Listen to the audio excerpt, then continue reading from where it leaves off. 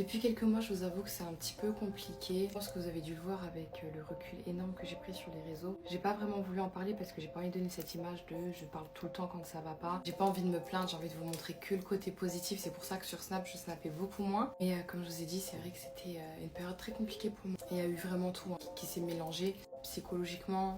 Financièrement, j'ai eu beaucoup d'imprévus. On m'a fait beaucoup espérer des belles opportunités. Donc j'avais annulé de gros projets pour ça. Au final, c'était que des illusions. Et puis aussi, j'ai pris beaucoup de recul. Je me suis beaucoup analysée, donc j'ai regardé les clips de moi, les vidéos de moi. J'ai pu faire une grosse introspection, extrospection. Et ça me convient pas. L'image de moi n'est pas forcément la bonne et j'en suis aussi responsable parce que j'ai pu dire des choses, me comporter de certaines manières et ça personne m'a forcé. Après rien de grave, mais c'est juste que les gens jugent beaucoup. Et parfois ils jugent qu'à 10 secondes de vidéo. Il y a aussi beaucoup de vidéos hors contexte, mais ça, c'est les réseaux. J'ai l'impression que mon image a été utilisée pour enrichir les gens. Moi j'ai jamais rien eu en retour. J'ai donné ma confiance, mon temps, mon énergie, mon argent, ma patience, ma sagesse à des personnes qui ne sont plus là. Parce que mon erreur, c'est mélanger le perso et le pro.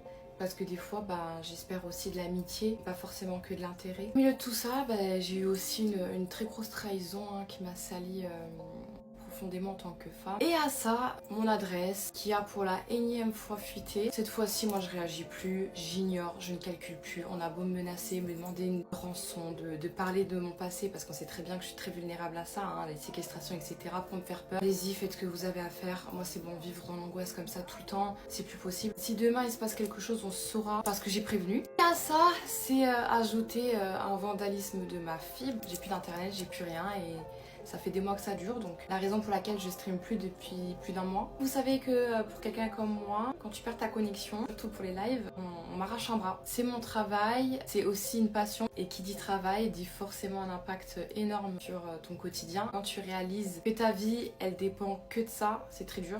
Ma vie, elle dépend des vues, de la visibilité, des statistiques, c'est une pression énorme parce que quand tu fais par exemple moins de likes, et tu te remets en question, les gens ils t'aiment plus, ils pensent plus à toi, t'es constamment à la recherche de vues et tu te perds toi-même. Je veux pas cracher dans l'eau que j'ai bu, j'ai eu beaucoup de chance parce que j'ai eu une très belle visibilité grâce à certaines personnes et je pense que ça fait partie aussi de mon prime. Voilà, j'ai eu des moments qui ont été très forts évidemment et je me suis rendu compte qu'en fait j'ai envie de vraiment de repartir à zéro. Comme je vous ai dit, on m'a fait espérer beaucoup de choses, au final on m'a totalement lâchée. Je suis toute seule aujourd'hui, j'ai jamais été entourée alors qu'on m'avait fait croire que je l'étais. J'ai aussi beaucoup autosexualisé mon image. Bon, je suis quelqu'un de très transparente, je rentre dans tout, même dans mon intimité la plus profonde. Parfois avec un but de faire des rappels derrière, parce que vous savez que je me suis beaucoup repentie dans ma foi. Je sens que les gens ont une image de moi qui n'est pas forcément la bonne. Ça me fait un petit peu de la peine, du coup c'est pour ça que je décide de couper les ponts avec tout mon passé. En tout cas mon passé des réseaux, parce que mon passé dans la vraie vie, j'ai déjà demandé pardon à Dieu et vous savez très bien, je me confesse souvent. Mais voilà, aujourd'hui vous me verrez plus du tout avec certaines personnes. Je ne serai plus là professionnellement parlant comme personnellement parlant pour eux.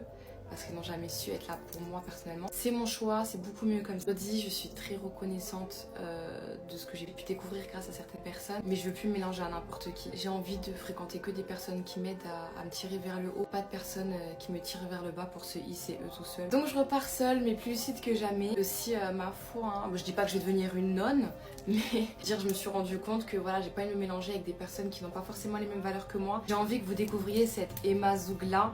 Donc j'ai pris des coups, j'ai beaucoup perdu. Mais c'est dans ces pertes que t'ouvres les yeux. Et me voilà de retour pour de nouvelles belles aventures, je l'espère.